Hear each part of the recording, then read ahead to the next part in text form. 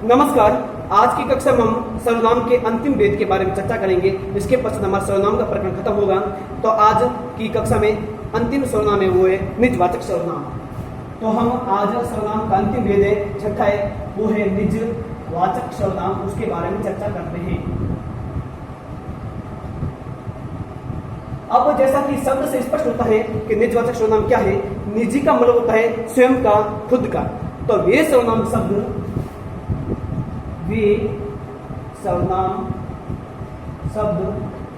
जिसमें किसी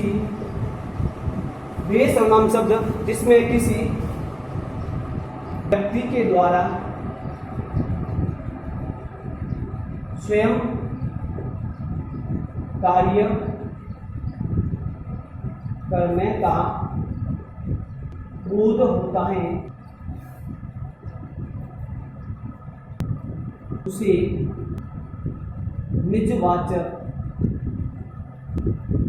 सर्वनाम कहते हैं। वे सर्वनाम शब्द जिसमें किसी व्यक्ति का स्वयं कार्य करने का बोध होता है वे आपके निजवाचक सर्वनाम कहलाता है। इसमें व्यक्ति स्वयं के द्वारा कार्य करेगा। हमें निजवाचक सर्वनाम में कुछ बिंदुओं का ध्यान रखना है, उसके आधार पर हम निजवाचक सर्वनाम की आसानी से पहचान कर सकते हैं। जैसे शब्द है आपके स्वयं, खुद, स्वतः और आप। ये सब ऐसे शब्द हैं, इन शब्दों को हमें ध्यान रखना होगा। अगर वाक्य में स्वयं, खुद, स्वतः, आप शब्द दिखाई दे तो हमें आंख बंद करके निजवाचक सर्वनाम करना है। जैसे हम लिखते हैं वाक्य में स्वयं बाजार चला जाऊंगा। अब इसमें आ गया आपके स्वयं। हमने बताया कि स्वयं, खुद, स्वतः, आप जब आता है तो वहां पर आपको आंख बंद करके निजवाचक सर्वनाम कर लेना है। निजवाचक सर्वनाम की यही पहचान है कि आपको ये चार वाक्य में शब्द जरूर मिलेंगे। मैं स्वयं बाजार चला जाऊंगा, स्वयं शब्द आ गया, इसका मतलब आपके निजवाचक सर्वनाम हो गया। दूसरा वाक्य लिखते हैं कि पंकज खुद खाना बनाता है।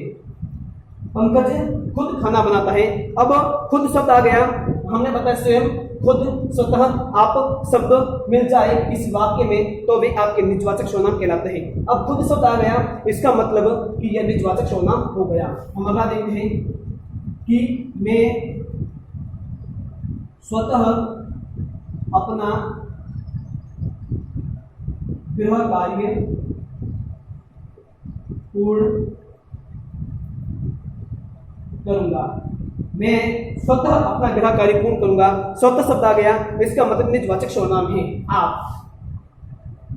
कि माताजी अपने आप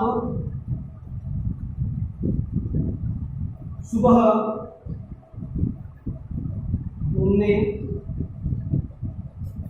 जाते हैं। माताजी अपने आप सुबह घूमने जाते हैं, मतलब माताजी को किसी के सहारे की जरूरत नहीं है। तो इस कक्षा में हमने बहुत ही आसान तरीके से निजवाचक सर्वनाम को पढ़ा कि वे सर्वनाम शब्द जिसमें किसी व्यक्ति के द्वारा स्वयं कार्य करने का बोध होता है उसे निजवाचक सर्वनाम कहते हैं। निजवाचक सर्वनाम की पहचान है स्वयं, खुद, स्वतः, आप। ऐसे शब्द हमें मिल जाए किसी वाक्य में तो वहां पर निजवाचक सर्वनाम होगा। जैसे मैं स्वयं बाजार चला जाऊंगा, अब इसमें किसी की जरूरत नहीं है, निजी कार्य है, स्वयं बाजार चला जाएगा। पंकज खुद अब खाना बनाता है, खुद आ गया। मैं स्वतः अपना गृह कार्य पूर्ण करूंगा, स्वतः आ गया। माताजी अपने आप सुबह घूमने जाते हैं, तो माताजी खुद घूमने जाते हैं, किसी की सहारे की जरूरत नहीं है। तो इस प्रकार आज की इस कक्षा के साथ ही हमारा सर्वनाम का प्रकरण पूर्ण रूप से समाप्त हुआ। हमें आशा है कि बहुत ही अच्छे से आपको सर्वनाम समझ आया होगा। पूर्ण विश्वास के साथ आपको सर्वनाम पढ़ाया है, जिसमें हमने शून्य से शिखर तक के संपर्क को समझने का प्रयास किया है। इसी प्रकार हमारी हिंदी व्याकरण संबंधी सारी कक्षाएं निःशुल्क यूट्यूब राम जिंद्र ऑफिस के माध्यम से चलती रहेगी, जिसका आप स्वयं ज्ञान अर्जन करें और आसपास के सभी विद्यार्थियों को इससे लाभान्वित करें, क्योंकि शिक्षा के माध्यम से हम जो ये प्रयास करें वह सभी तक सफल प्रयास पहुंचे। अगली हम कक्षा में नए प्रकरण के साथ मुलाकात करते हैं, तब तक अपना ख्याल रखें। जय हिंद, जय भारत।